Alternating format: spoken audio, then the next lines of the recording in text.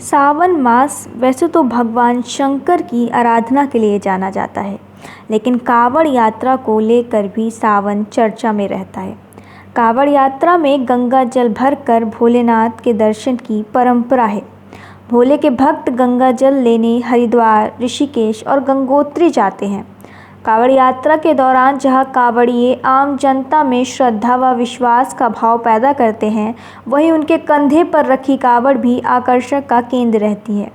जब कावड़िए आते हैं तो उन्हें देखने के लिए बच्चों, युवाओं और बड़ों की भीड़ लग जाती है। लेकिन क्या आप जानते हैं कि कावड़ यात्रा की शुरुआत कैसे हुई? यात्रा के क्या नियम हैं? सावन मास में ही कावड़ यात्रा निकाली जाती है।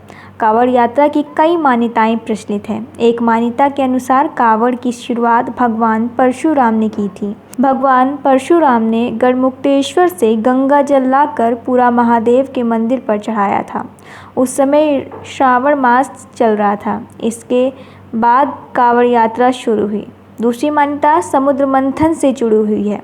समुद्र मंथन भी श्रावण मास में ही हुआ था।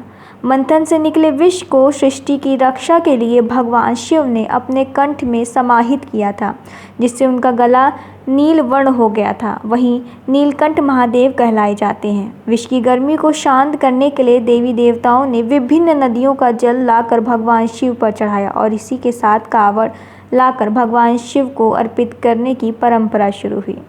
तीसरी मान्यता के अनुसार सबसे पहले त्रेता युग में श्रावण कुमार ने श्रावण मास में अपने माता पिता की इच्छा पूरी करने के लिए कावड़ यात्रा की थी। वे माता पिता को कावड़ में बैठाकर हरिद्वार ले गए थे। वहां उन्होंने माता पिता को गंगा में स्नान करवाया और लौटते समय श्रावण कुमार गंगा जल लेकर आए, जिसे उन्होंने माता पिता के साथ शिवलिंग पर चढ़ाया और तब से यात्रा की शुरुआत हुई।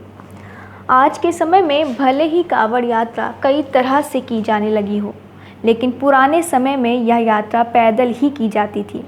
जितनी कठिन कावड़ यात्रा, उतने ही कठिन इसके नियम भी हैं। बिना नियम पालन के किए जाने वाली कावड़ यात्रा अपूर्ण रहती है और भगवान की कृपा प्राप्त नहीं होती है।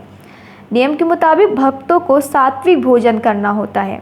मांसाहार, शराब के सेवन से बचना होता है। रास्ते में कहीं भी कावड़ को जमीन पर नहीं रखा जाता है। विश्वास के समय भी कावड़ को स्टैंड या पेड़ पर लटकाना होता है। अगर कावड़ को नीचे रखा तो उसका उद्देश्य सफल नहीं हो पाता। ऐसे में दोबारा गंगा जल भरकर यात्रा शुरू करनी पड़ती है।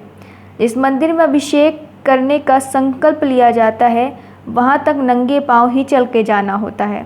स्नान के बाद ही कावड़ को छुआ जाता है। यात्रा के दौरान कंघा, तेल, साबुन इत्यादि का इस्तेमाल नहीं किया जाता। चारपाई पर ना बैठना जैसे नियमों का भी पालन करना होता है।